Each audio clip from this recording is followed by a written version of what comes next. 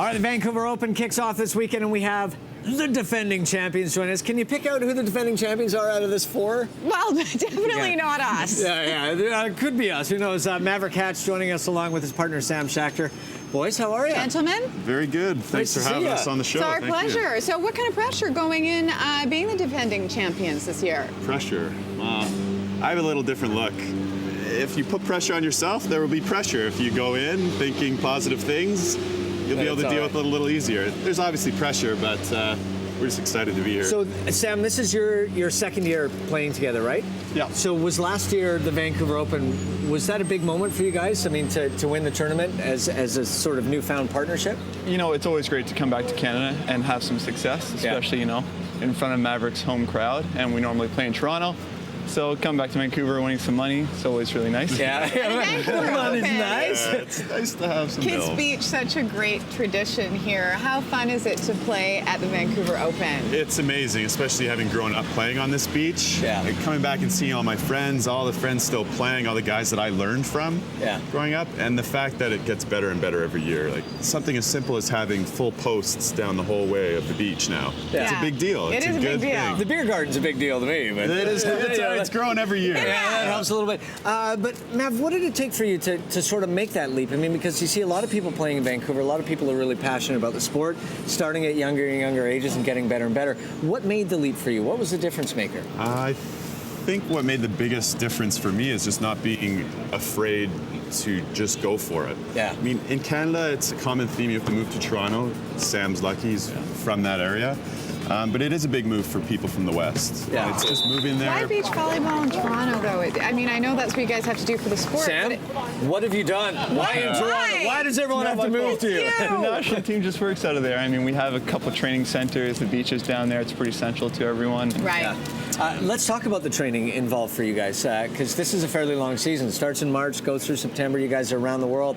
Sam, what does it take to, like, in terms of off-season training and stuff, to make sure you're ready to compete on the world stage? Well, as you know, we play outside, so, I mean, we have to play indoors during the winter because it's too cold to play outside, so we train 5-6 times a week, get in the gym a bunch during the winter, and then when the summer starts, our training kind of declines as we play more to keep our bodies healthy. Yeah, that's pretty much what it is. You guys are going to show us, I'm going to say technical. Yeah. Technical moves. I referred to it earlier as testicle moves, but it's a totally different thing. So, We'll leave those out of it. You got to go barefoot. You got to go barefoot. Yeah, you know, getting the beach feel a bit. You Oh, that's good. Sandals off. You know what? Finally, you're short again. So Of course. thank goodness. All right, well, you guys just do your stuff. Okay. Mav, where have you guys been in the last little while? Because you guys travel all over the world. Yeah, we've been to Russia. We started down in Brazil, actually. So from Brazil, we went to the Czech Republic.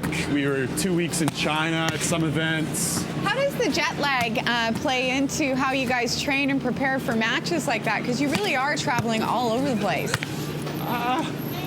You gotta get roll used, with it? Yeah, you get used to the jet lag. There's some athletes like to take melatonin to help them sleep and adjust to the time difference.